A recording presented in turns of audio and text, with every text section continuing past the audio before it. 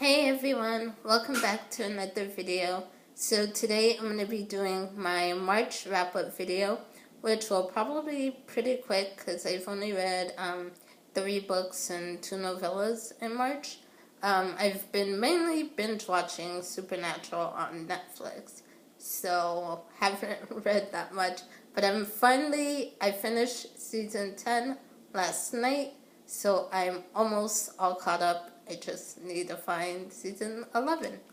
So anyway, but these are the books that I read in March. The first one I'm going to show you guys is Requiem by Lauren Oliver. This is the 3rd book in the Delirium trilogy. And this one, I gotta say, honestly, I was pretty disappointed with. I gave this a 2 out of 5 stars. For me, mainly, it was the lack of closure at the end. It was just such an open ending that I was like, I have so many questions, and none of my questions are really getting answered, and this is the last book, and I really did not like that open ending. I felt like if you're gonna give us a story, at least let us know how it ends. Otherwise, if we have to make up our own ending, then what's the point of reading the book? So yeah, I was pretty disappointed. Especially because I really loved the first book, Delirium. That one is my favorite in the series, but I felt after that, the series kind of went downhill. The second book was okay, but not really great, and this 3rd book just left me really, really disappointed. And I felt like it would have been much better if I had just read the first book and then made up my own ending for what happened after the first book. It's really, you read the second and the third, and it's like, you still have to make up your own ending for what happened. Just because it leaves it so open. So, yeah, I really didn't like that. And the only reason I actually even gave this a 2 stars was because of Hannah's perspective in Requiem. So in Requiem, we get to see Hannah and Lena's point of view. So it switches back and forth between Hannah and Lena. And I actually did enjoy seeing Hannah's point of view. I liked seeing, how she changed after getting the cure, and sort of, the things she was struggling with. Since she had the cure, she had this idea of she was supposed to be a certain way, but she still wasn't exactly how she thought she would be. And so kind of seeing her internal struggle and everything, I thought that was interesting. And that's really the main reason why I gave it a 2 stars. Which I forgot to mention, if you guys don't know what the Delirium series is about, it's basically a dystopian world where love is considered a disease, and at a certain age, people are supposed to go get this cure so that they don't fall in love and don't catch the disease. And pretty much because of that, everything is sort of picked out for you. Like, since love is not supposed to exist, you're matched up with who you're supposed to marry, what kind of career you're supposed to have, all that stuff. And so that's pretty much this world. And then in the first book, as you would probably guess, the main character, she's supposed to get this cure, but before she does, she ends up falling in love with this guy. So that's pretty much the premise of the first book.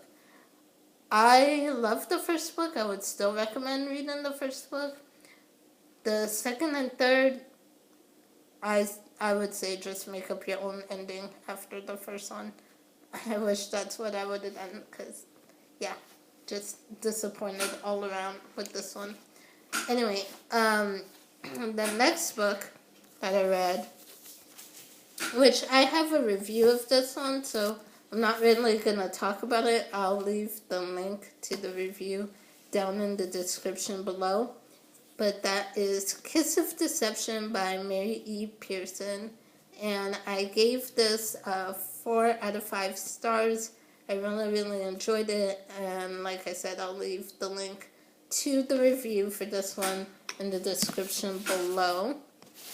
And then the next one, I also did a review of a couple days ago, and I'll leave a link to that down below. I don't have it with me to show you guys, because it was a library book, and I already returned it to the library. But that is Assassin's Heart, and that is another one I was pretty disappointed with. I gave it 2 out of 5 stars, and I will leave a link to that one down below as well. As for the novellas I read The Crown and the Arrow. I read it on my iPad, so I don't have it to show you guys. But I read The Crown and the Arrow, which is a novella from the Wrath and the Dawn series. And so The Crown and the Arrow it's pretty short. It's like 10 pages. And it's basically from Khalid, the king. Khalid, it's from his sort of his perspective, and pretty much shows what was going on with him when he was getting ready to marry Shazi.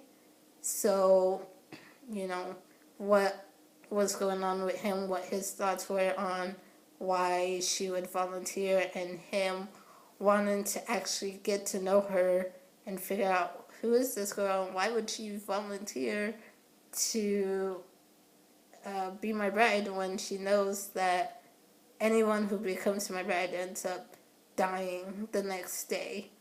So it's from his point of view, and I actually really liked it.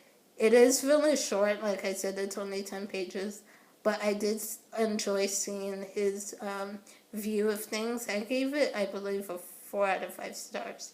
I wished it was longer, but like I said, it was just one scene where you get to see sort of him preparing for the wedding and his thoughts and feelings about everything. So, yeah. And then the second novella was, I started reading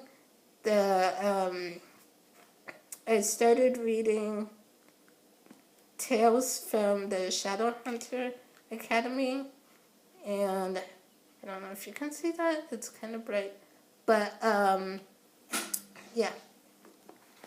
So this is from the Mortal Instruments world.